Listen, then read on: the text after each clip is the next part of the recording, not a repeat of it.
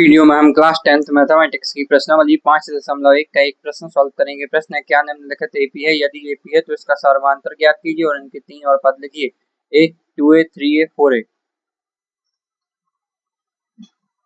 इस प्रश्न को हल करेंगे। सबसे पहले तो हम लिख लेते हैं, दिया है a 2a 3a 4a।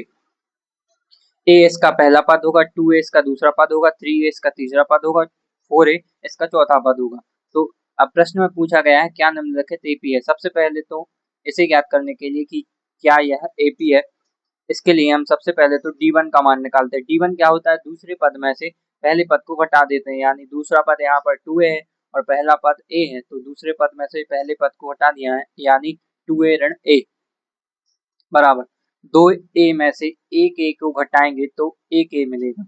इसके बाद हम d2 का मान निकालते हैं। d2 क्या होता है? तीसरे पद में से दूसरे पद को घटा देते हैं, तो तीसरा पद 3a है, दूसरा पद 2a है।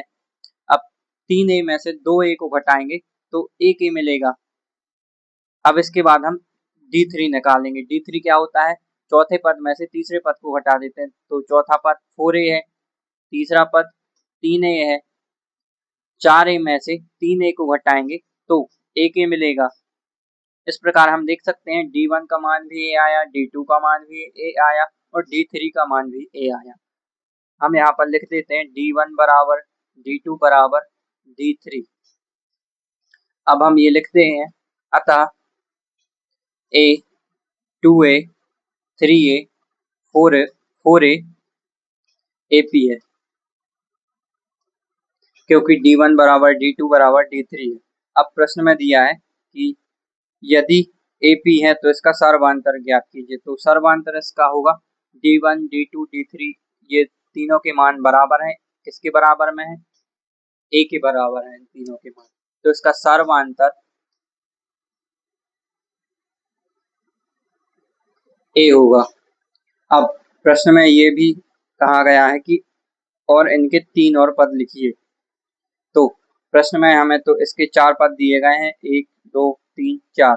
अब इसके बाद हम पांचवा छठवां और सातवां पद और ज्ञात करेंगे। तो सबसे पहले तो पांचवा पद ज्ञात करेंगे।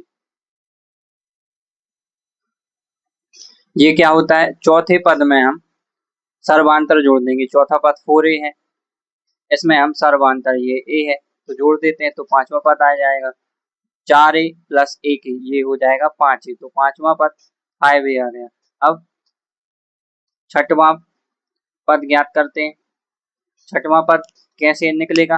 पांचवें पद में हम सर्वांतर जोड़ देंगे। पांचवा पद 5a है प्लस सर्वांतर a है, तो 5a प्लस 1a, तो ये हो जाएगा 6a। अब इसके बाद हम सातवां पद ज्ञात करते हैं।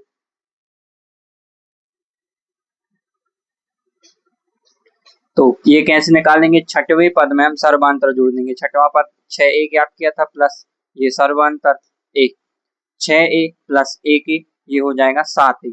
इस प्रकार हमने इसके तीन और पद ज्ञात कर लिया। अब हम इनको उत्तर में लिख देते हैं। ये हमने उत्तर में लिख दिया, a 2a 3a 4a AP है, इसका सर्वांतर a है तथा इसके तीन और पद 5a 6a 7a हैं। यही इस प्रश्न का उत्तर है।